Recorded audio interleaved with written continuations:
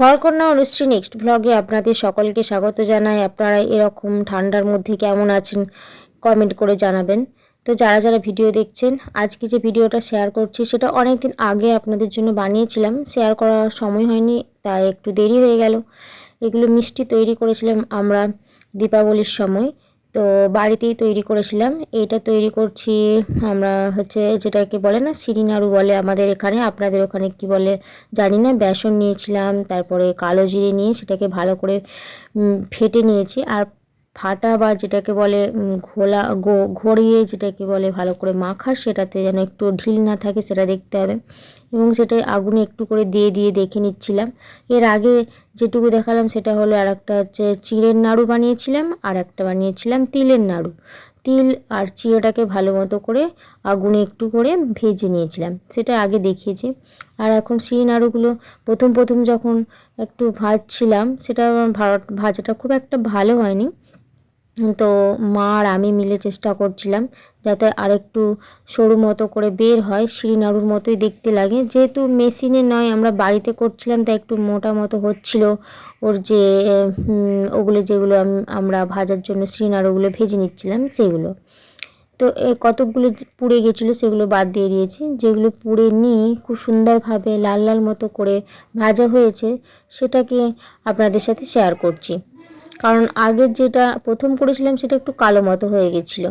এরপর গুড়টাকে আগুনের মধ্যে খুব ভালোভাবে ফুটিয়ে নিচ্ছি, দেখতে পাচ্ছেন কিভাবে করছি। এটা আমি করিনি, মাই করেছে, কারণ এইসব জিনিসগুলো তো আমরা বুঝতে পারবো না যে শিরাটা কতটা ঘনভাবে বানাতে হবে। তো মা হাতে প্রেসার দিয়ে যেভাবে ঘুরিয়ে ঘুরিয়ে ওই চিনি গুড়ের শিরাটা বানাচ্ছিলো, এটা চিনি নয়, দুঃখিত বলার জন্য। তো সেটা আমি দেখে শিখছিলাম, কিন্তু মায়ের মতো পারবো কিনা জানি না। তবে একটুখানি ঘি দিতে হবে, ঘি দিলে তবে গন্ধটা ভালো হবে এবং খেতেও খুব ভালো হবে। আর হ্যাঁ, কুসুম দেবেন আপনারা, কুসুম দিলে আরও সুন্দর লাগবে সেই নাড়ুগুলো খেতে। যদিও বাড়িতে বানিয়েছিলাম আমাদের খটখটে যেটা হয় না ভাবটা, ওটা কিন্তু মেশিনের মতো অতটা হয়নি, কিন্তু ভালোই হয়েছিল। আমার বোন তারপরে সবাইকে আমরা দিয়েছিলাম, বা যাদের আমরা পরিচিত আর কি খাইয়েছিলাম, তারা সবাই ভালোই বলেছে। তো এরকমভাবে করে নেওয়ার পর গরম গরমই আপনাকে তৈরি করতে হবে মিষ্টিগুলো। যা গরম লাগছিল, যারা করেন মিষ্টি তৈরি তারা জানতে পারবেন। এরপর ওটাকে ভালো করে একটা একটা করে আমরা তৈরি করে নিচ্ছিলাম এবং একটা আলাদা সাইড করে রেখে দিচ্ছিলাম।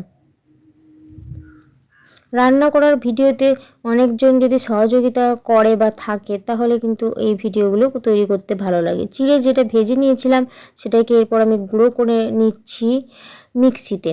সেটা আপনাদেরকে দেখানো হয়নি যদিও, কিন্তু মিক্সিতে গুঁড়ো করে নেওয়ার পর যেটা রয়ে গেছিলো গুড়ের শিরাটা, সেটাকে দিয়ে মাখিয়ে বেশ সুন্দরভাবে চিড়ের যে মিষ্টিটা তৈরি হয়েছে দেখতে পাচ্ছেন, খুব ভালো হয়েছে।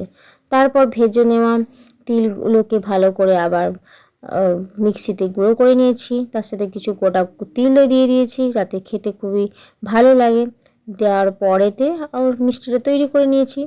এভাবে মিষ্টি তৈরি করে নিয়েছিলাম দীপাবলিতে। ভালো লাগলে ভিডিওটি শেয়ার এবং লাইক করবে।